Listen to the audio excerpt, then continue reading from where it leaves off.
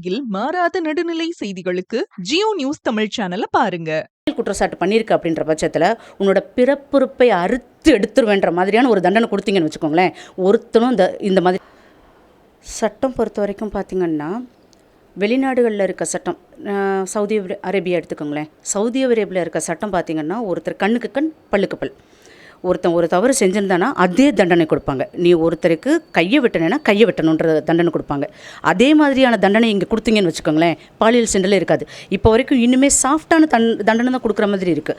ஒரு பாலியல் சீண்டலுக்கான தண்டனை, தூக்கு தண்டனை வரைக்கும் கொடுத்துருக்காங்களே தவிர்த்து இன்றைக்கி வரைக்கும் தூக்கு தண்டனையில் எந்த கைதியுமே அதுக்கான தண்டனை நிறைவேற்றி யாருமே இல்லை, இது வரைக்கும் இல்லை. ஆனால் இதை வெளிநாடுகளில் கொடுத்த மாதிரி நீ இந்த பாலியல் குற்றச்சாட்டு பண்ணியிருக்க அப்படின்ற பட்சத்தில் உன்னோட பிறப்புறுப்பை அறுத்து எடுத்துருவேன்ற மாதிரியான ஒரு தண்டனை கொடுத்தீங்கன்னு வச்சுக்கோங்களேன். ஒருத்தனும் இந்த மாதிரியான குற்றங்களை இனிமேல் செய்யவே மாட்டானுங்க.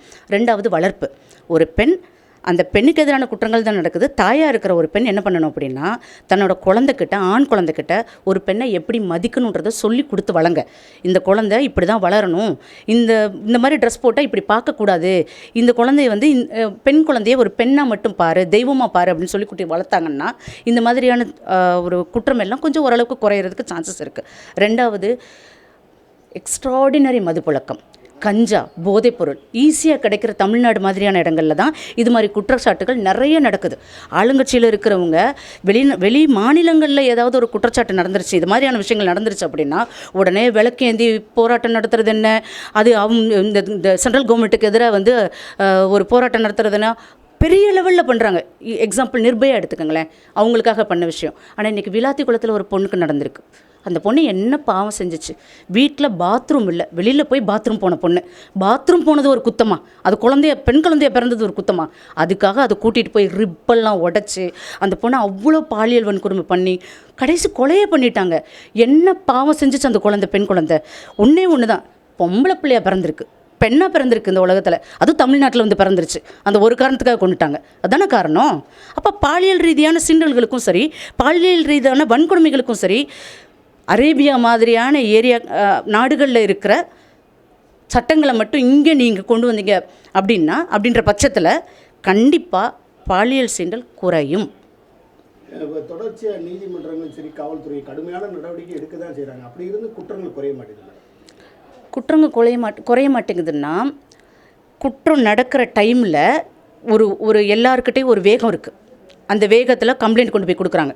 அதுக்கப்புறம் குற்றச்சாட்டு அங்கே கோர்ட்டுக்கு வர்ற டைமில் நடைமுறையில் வரையில் என்ன ஆகுதுன்னா, யார் குற்றம் சாட்டி கொண்டு போய் நிப்பாட்டுறாங்களோ அவங்களுக்குள்ளேயே சிலர் என்ன பண்ணிடுறாங்கன்னா, ஹாஸ்டல் விட்னஸ்ன்னு சொல்லுவாங்க, அப்படியே மாறி பிறல் சாட்சியாக மாறிடுறாங்க. அப்போ அந்த குற்றவாளிக்கு தண்டனை கிடைக்காம கூட சில விஷயங்களில் போயிடுது. அதுவும் ஒரு காரணம். ரெண்டாவது, இந்த குற்றச்சாட்டுகளை போலீஸ் ஸ்டேஷனில் பதிவு பண்ணையில் அது உண்மைதான் சார், இல்லாமலாம் இல்லை. சில விஷயங்களை என்ன பண்ணிடுறாங்க அப்படின்னா, குற்றச்சாட்டுகள் அந்த எழுதையில் அந்த குற்றவாளிக்கு சில இடங்களில் தண்டனை நிறைவேற்ற முடியாத அளவுக்கும் அந்த எஃப்ஐஆர் எழுதிடுறாங்க. இதன் மூலமாகவும் தப்பிச்சு போயிடுறாங்க.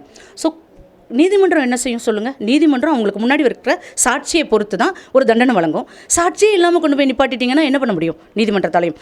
அது போக அந்த நீதிமன்றமும் முடிஞ்ச அளவுக்கு எவ்வளோ இந்த குற்றவாளிகளுக்கு தண்டனை கொடுக்க முடியுமோ அதை கொடுத்துட்டு தான் இருக்காங்க, இல்லைன்னு சொல்ல முடியாது. ஒன்று தான் மாற்றணும், சட்டங்களை கடுமையாக மாற்றினா கண்டிப்பாக எல்லாமே மாறும். அரசுக்கு என்ன கோரிக்கை வைக்கிறேன்? அரசுக்கு ஒரே ஒரு கோரிக்கை தான் சார், மது பழக்கம், மது விற்கிறத நிப்பாட்டுறது தான் சரியான ஒரு ரெமடியாகவே இருக்கும். இங்கே இந்த மதுக்கடைகளை மூடுறது, போதை பழக்கத்தை, போதை வஸ்துகள் தாராளமாக தமிழ்நாட்டில் புழங்குது. அதை நிப்பாட்டினாலே அதுக்கான கடுமையான தண்டனைகளையும் கடுமையான நடவடிக்கைகளும் போலீஸார் மூலமாக, இது காவல்துறை மூலமாக எடுத்தாங்கனாலே முடிஞ்ச அளவுக்கு இந்த பாலியல் சீண்டல்கள் நிற்குன்றது என் தரப்பு ஒரு வாதம். சார், என் பேர் சுபாராணி, மதுரை சார்.